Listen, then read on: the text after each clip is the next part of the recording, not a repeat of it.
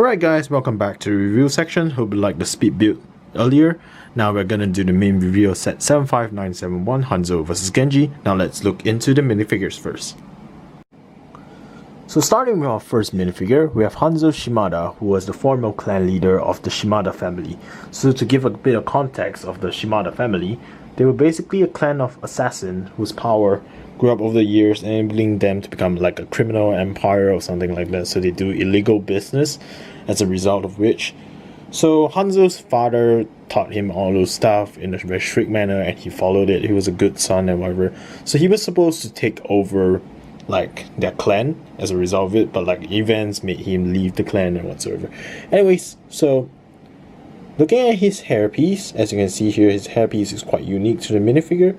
So over here, you can see that it actually has a stud or a small hole over here that allows you to attach this golden ribbon string to its hairpiece, so making it identical to the character from the game.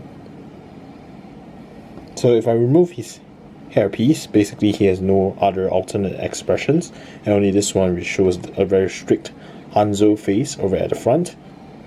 So the thing about this minifigure is really accurate to the game, and it has those like bow stripes that he's supposed to just attach his bow around, or basically the arrows behind, so that he can hold it. So there's a strip over here that allows him to do that.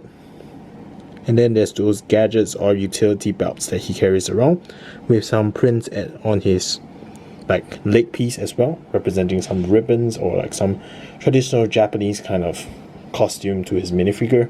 After, of course, he spots a blue like bow piece over here that he uses to shoot down his enemies. So if you didn't know, Hanzo basically used like storm arrows and storm bow attacks for his enemies. So he shoots arrows all around to actually shoot down his enemies inside the game. I don't really know about it, but I kind of seen videos of it so far. So this is like the back torso print. So I'm gonna just show you a bit of it by removing his head. So this is the back print of the torso.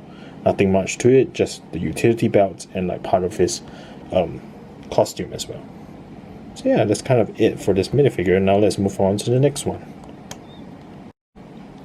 Next, we have Genji Shimada, which is one of my favorite characters from the game Overwatch. So he has his twin shurikens over here and his famous green sword behind, with a nice headpiece over here that represents his robotic parts. Basically, this is a robotic helmet. I don't know much because I never played the game before, but he just looks like a character I would love, really.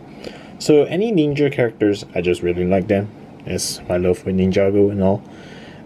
So it actually has those mechanical eyes over here that represents the green color. It really kind of matches the game. But remove that helmet and you only see this basically silverish kind of headpiece over here. I wish there was like kind of those eye prints on his, like the same as the one from the Overwatch clip, but I guess that was too much asked by Lego. And then yeah, its torso prints and leg prints are really nice and detailed, with all those mechanical parts to him, white and gold in color with some green colors as well. Just really matches the game's character. And then there's some leg prints over here, even down to the feet of the minifigure. So that's pretty nice and intricate. And then moving on to the back of the torso, now I'm going to just remove the headpiece as what I did with Hanzo. So yeah, this is the back showing some of his exoskeleton and some of the mechanical parts together with it. So that's pretty great. So in general, it's basically just a gold torso piece with a white leg piece. Now let's move on to the next minifigure. So last minifigure we have here is the Shimada Henchman of this set. So as you know, Shimada Henchman basically means he belongs to the Shimada clan, which is funny because Hanzo actually invaded this place every year to kind of like honor his brother in terms of his death. So if you didn't know, kind of the story kind of tells that, whereby because Genji didn't want to follow the clan's ways, Hanzo hunted him down, killing him in the process, or Hanzo thought he killed Genji, but Genji survived because of Overwatch.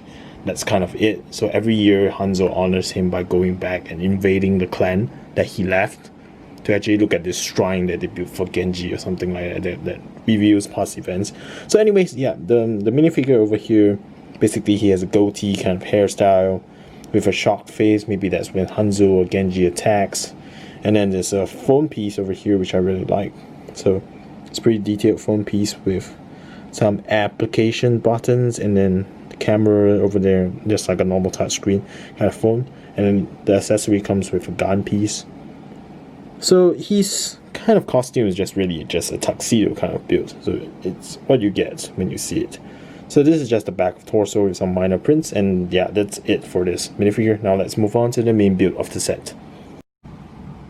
Now moving on to the main set design, I have to really say I really like the design of this, just because I really like Japanese culture, and this really kind of reveals a kind of Japanese vibe to it. So this is, as I said, Hanzo visits this kind of shrine every year to reminisce about his times with Genji back in the day.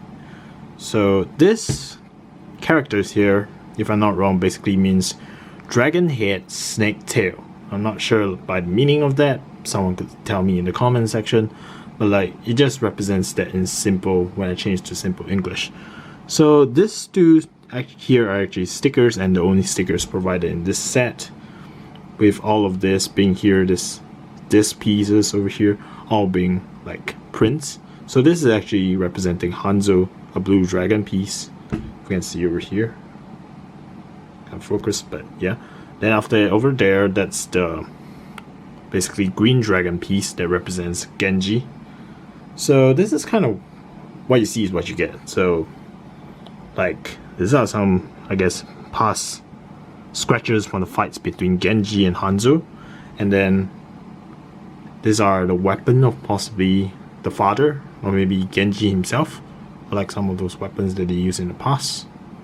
Some pottery over here that represents Japanese culture, a first aid kit of some sort over here, not sure why. And then one thing that's very special, you can see over there, there's a stud over there. I'm just going to show you what it is. So this is the extra piece that they gave me. So this over here is like how do I say it? So if you look closely, that is basically an Overwatch insignia. So that small stud over there is actually this Overwatch stud. So they gave me two of it, one of it extra, so I think it's a reference to Overwatch, same Genji perhaps. And then with this, let's look at the back of the set. So the back of the set is nothing too much to look at, just a coverage, so you can fold this up as when you want. So looking back at the front, this is what it looks like when it closes up. I think this is for the two minifigures to stand on and fight on it or something. But like, there's one play feature to this whole set that I wanted to show you. So you know this disc pieces over here? So what you do is basically you can pop it in. Okay, this is gonna be take a while for some reason. Anyways, yeah. So I'm gonna just try to pop it in right now. Alright, popped it in. So once you pop it in, it's kind of like a play feature, but I wouldn't recommend it for kids just because it's kind of dangerous. So I'm gonna face here. Yeah, that's what happens. So it flies at an incredibly fast speed, and it might damage someone's eye if you aim at them. So I wouldn't recommend that, but I think it's supposed to be like a fighting feature or play feature between Hanzo and Genji fighting. So I guess in a way that's a nice play feature to it. I think its velocity is too fast, so probably not recommended for kids. So overall, this set is really great in terms of like covering up the particular clip from Overwatch. It's like a movie, a small clip on Hanzo and Genji's storyline and everything. So this is straight out of the clip from that storyline. So I'm just gonna put down it in the description, a link to that particular Overwatch clip video, so you can check it out and understand like what's the story behind all of this and all. So yeah, that's kind of it. This is a nice, a shrine kind of build that is not really unfamiliar with Ninjago sets. Ninjago had pretty much quite a lot of shrine builds back in the day, and this kind of reminds me of that. But unlike Ninjago, this one provides much more prints than normal, so I really like it. And also, these are all like the extra pieces they provide in the sets, so that's pretty cool as well. Like over here, you got the extra pieces. So yeah, overall, this set is very good in terms of the design, and then for what you get at that particular price that I got, or even at $40, it's pretty worth it in terms of that, because of the design of the minifigs and all. So I would highly recommend you buying the set if you come across it. But maybe in terms of $40, I'll rate it a B+, because for the amount of pieces you get it for, $40 is a bit like high on the chart. So maybe not so good in terms of the bricks to price ratio. But yeah, what can you do about it? So yeah, I think that's about it. To end it off, I'll say what Genji and Hanzo always says. Ryu ga wara no tekirao. And Genji says, Ryu no ken no kurao. Ninja never quit. See you on the next adventure. Bye guys.